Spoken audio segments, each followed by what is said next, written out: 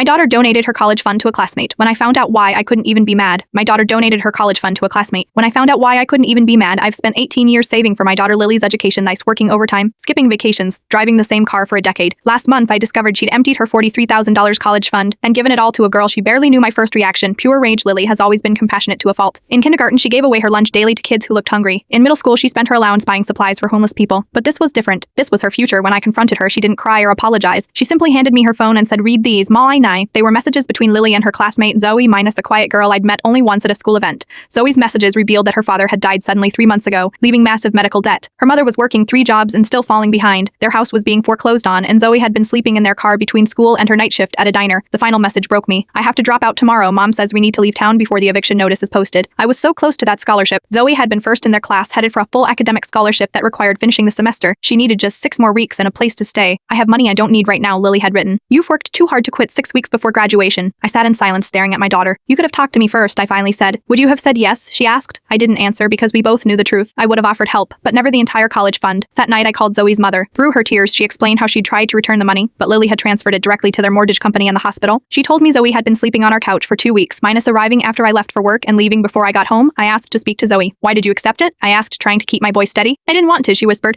but Lily said something I couldn't argue with. She said, "What good is my college education if I have to live knowing I could have helped someone and chose not to?" Yesterday, I received a letter from Zoe's mother. Inside was a notarized document promising to repay every cent, and a handwritten note. "Your daughter saved more than our home." She saved Zoe's belief that good people exist. This morning, I opened a new college fund for Lily. It has $500 in it, all I could spare this month. It's not much, but we have time. Zoe graduates next week, valedictorian, with a full scholarship to Cornell. Sometimes our children make choices that terrify us, not because they're wrong, but because they're braver than the choices we would have made ourselves.